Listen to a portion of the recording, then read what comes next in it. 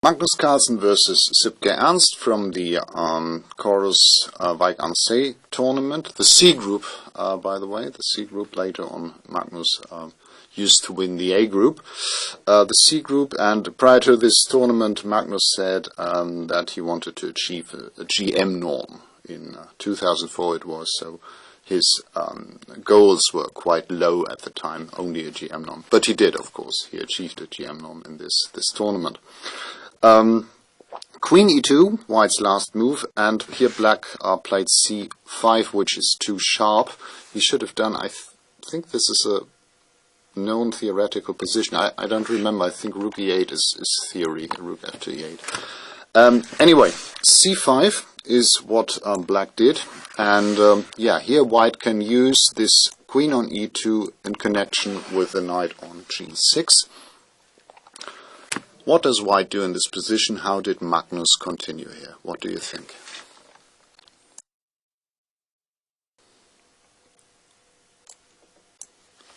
That's it. That's what Magnus did. And, well, have you seen the follow-up? If black takes on g6 now, this is what he did in the game. White takes on e6 and king h8. This is the game continuation. Have you seen white's follow-up already after that? Anyway, knight g6 is the right first move. So after c5, white played knight to g6, hitting rook and bishop. Black captured on g6. Now white's queen took this pawn on e6, king h8. And yeah, what was Magnus' idea when playing knight g6? Next move, please. What did white do now? What do you think?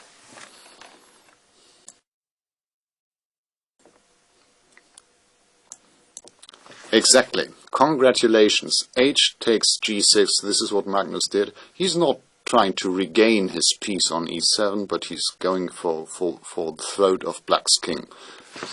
This is the coffin nail for black's king, pawn on g6. Very well seen. Excellent. H takes g6 was Magnus's continuation. Much stronger than queen takes e7, which would be answered by knight d5. So no, queen e7 is not a good continuation here. But after h takes g6, we have a coffin nail. This is, I always refer to the pawn on the 6th rank in front of the enemy king as the coffin nail. Coffin nail could also be on f6 or h6, always creating mate threats against the enemy king. Yeah, okay. Now white's obvious threat is bishop takes h6, prying open the h file with a deadly attack.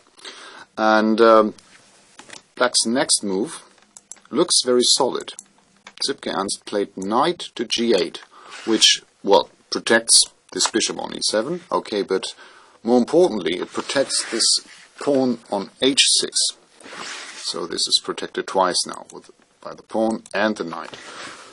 Your move again. White is a piece down. What did Magnus play now after knight to g6? This knight to g8. This logical, this solid-looking move.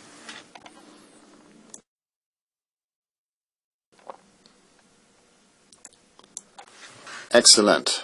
Bishop takes h6. This point h6 is protected twice, but white just doesn't care. As soon as his queen ends up on e7, there will be lots of deadly threats in connection with his pawn on g6. So bishop takes h6 is the right move. Very good.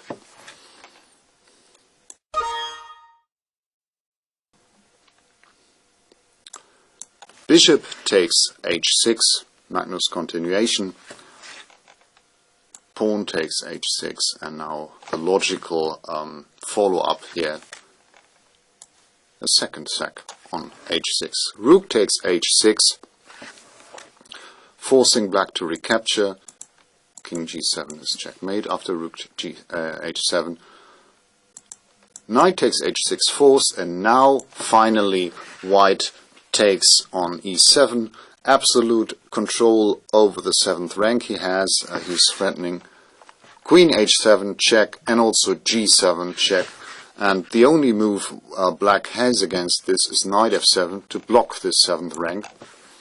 But white can simply take now. This is what Magnus did. And despite his plus rook, black is absolutely helpless against white's attack. This naked king on h8 will be hunted down soon. Let me see how it ended. King g7. This is what black played. Now, typical rook lift. Rook d3 is very strong. The queen can't give checkmate on its own, but in connection with the rook, this will be possible. Important, of course, after rook d3 is that the square e1 is protected by white's queen on e7. Otherwise, queen e1 would be checkmate. Rook d3. What did black do? He played rook d6. Well, hoping for queen takes d6, queen d1, but Magnus simply checked on g3, rook g6, and now it's very easy. E check, king takes f7, queen f5, rook f6, and queen to d7, checkmate. Yeah, very powerful game by Magnus, and remarkable for me was that white, after h takes g6, black played the move knight g8, which really looks very, very solid, overprotecting h6, but and also e7, but that white in this position could still sacrifice twice on h6.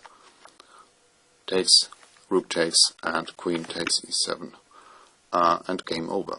I hope you liked it.